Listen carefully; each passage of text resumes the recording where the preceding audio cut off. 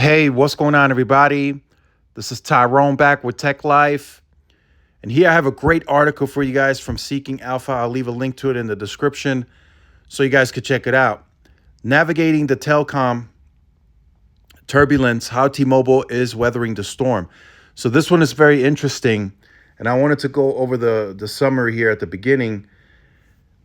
T-Mobile stock fell 9% while the S&P 500 rose 9%, leading to improved valuation ratios, but still considered overpriced. AT&T and Verizon's lead cable controversy may put downgrade pressure on pricing, but could give T-Mobile a PR boost. T-Mobile exceeded expectations on volume of growth, but still faces challenges with pricing and competition. So this article is very detailed. I'll leave a link to it in the description so you guys can check it out. There's some pricing information listed from T-Mobile and how they view T-Mobile for the future. So this is something that I also discussed. If you guys remember that video, the next 24 to 36 months for T-Mobile are going to be very interesting. I fully anticipate, and it just makes logical sense that they raise pricing over that time period, just for the simple fact that they are a growing company. And they don't just grow by a little, they grow by a lot. They're growing close to 6 million postpaid customers per year at this current pace. And their bottom line's not really growing. And that's something that they're pointing out in this article. If you look at the ARPU, it's relatively flat. If you look at the ARPA, it is growing, but it's not growing anywhere close to what you would expect for the amount of customers that they're bringing on board. And then if you look at prepaid, they're growing some there too. They did, if I remember, they did about 124,000 in Q2.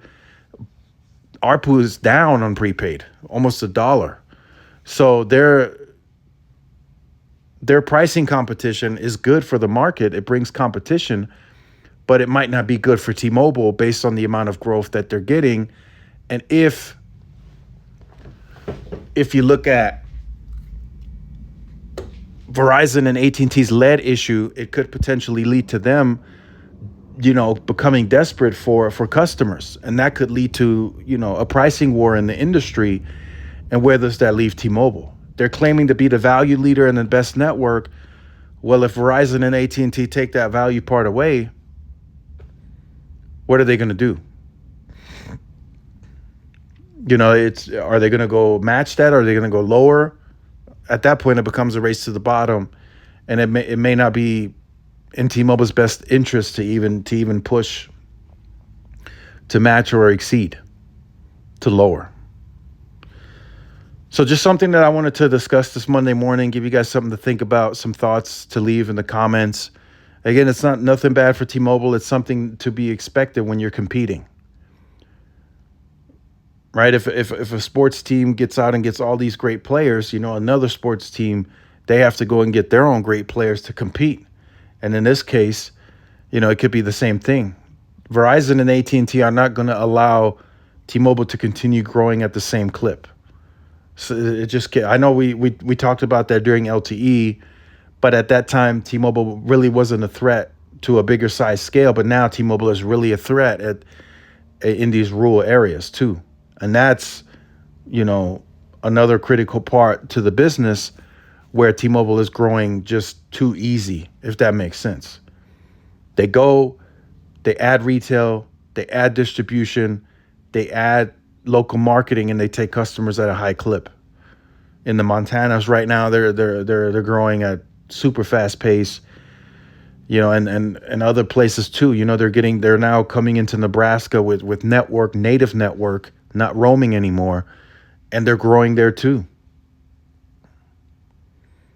So very interesting to keep a lookout on this event. Eventually, the industry will have to adjust again. They will have to make a market correction, rather that be because of the lead problem and them becoming desperate for customers, because they need to increase the bottom line.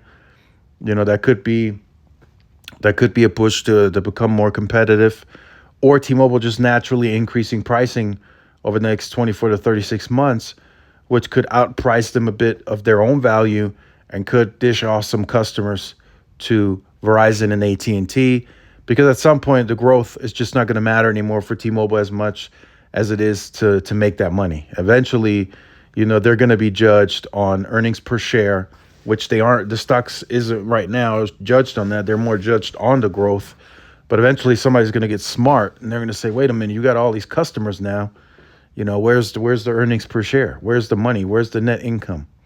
They're going to start looking at that more and more and more. So make sure you guys stay tuned for more. Like, share, subscribe, follow my social media outlets. I will see y'all in the next one. Peace.